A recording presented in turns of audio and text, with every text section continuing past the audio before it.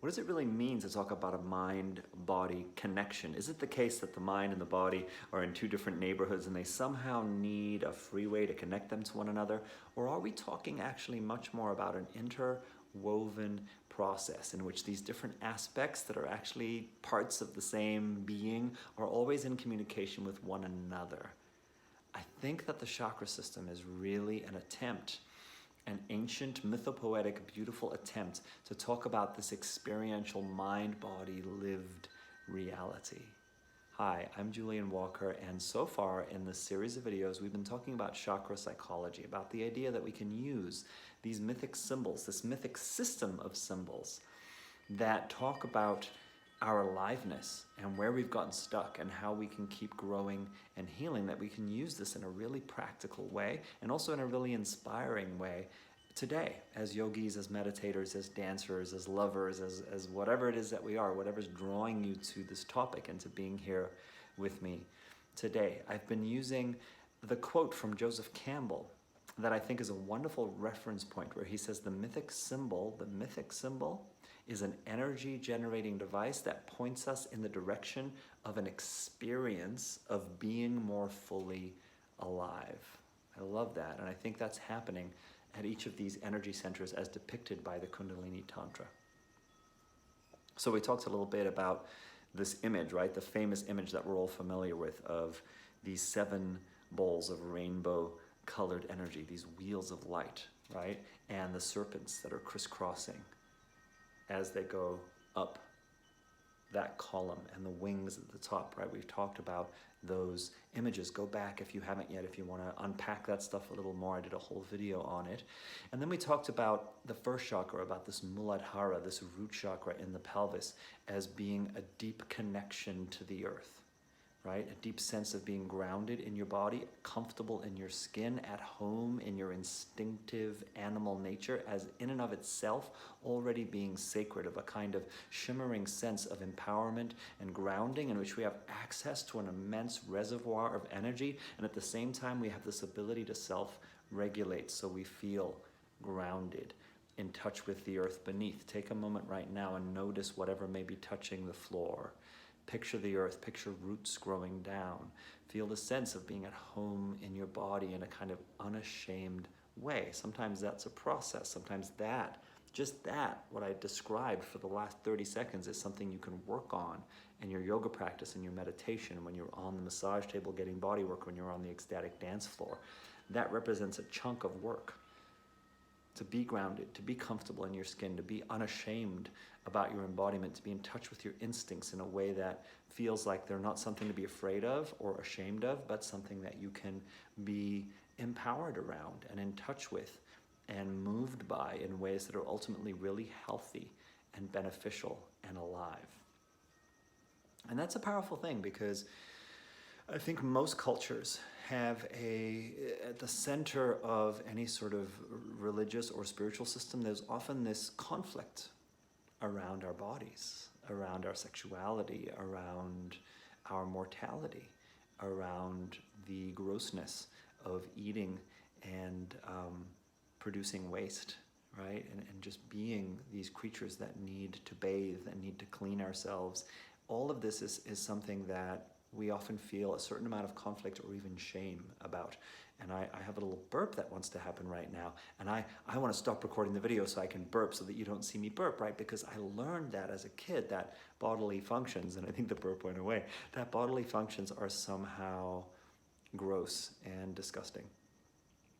And so that's something to work with, right? To be more self-accepting, more loving around the fact of our embodied existence and experience, and that all of us poop and pee and eat and burp and have gas, right?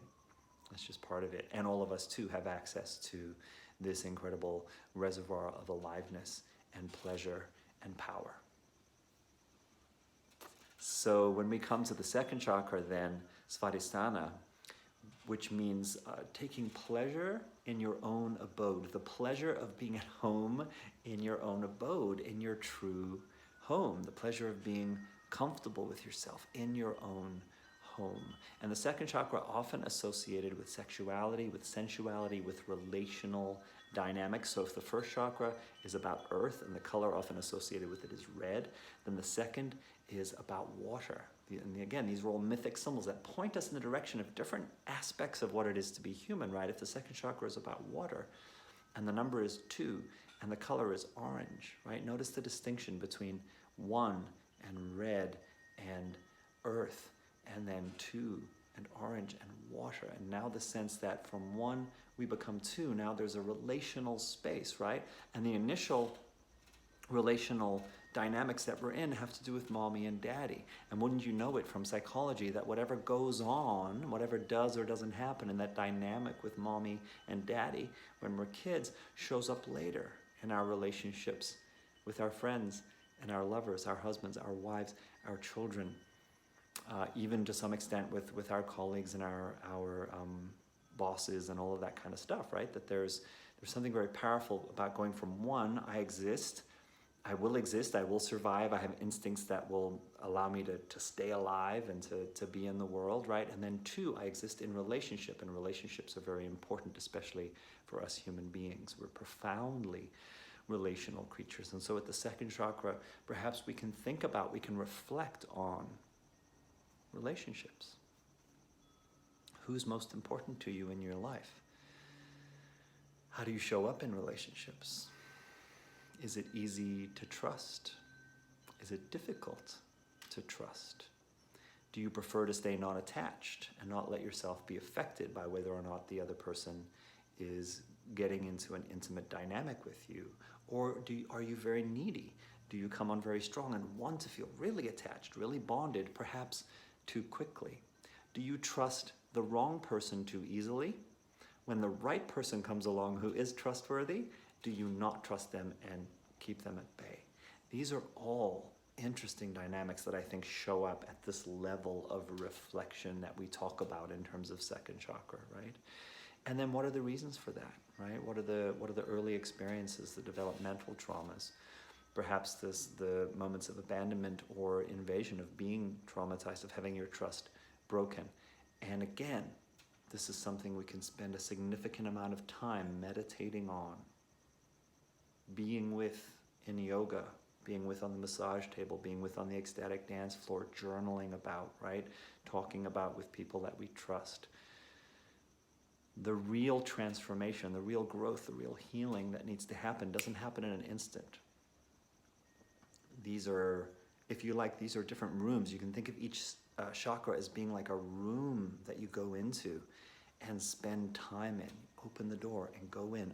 This is the room where all of the colors, all of the artwork, all of the statues, all of the themes, all of the activities that I'm able to do in this room, the furniture that's in here that supports those activities, all of that is about this particular set of themes, right? And at this level, we're really thinking about relationship.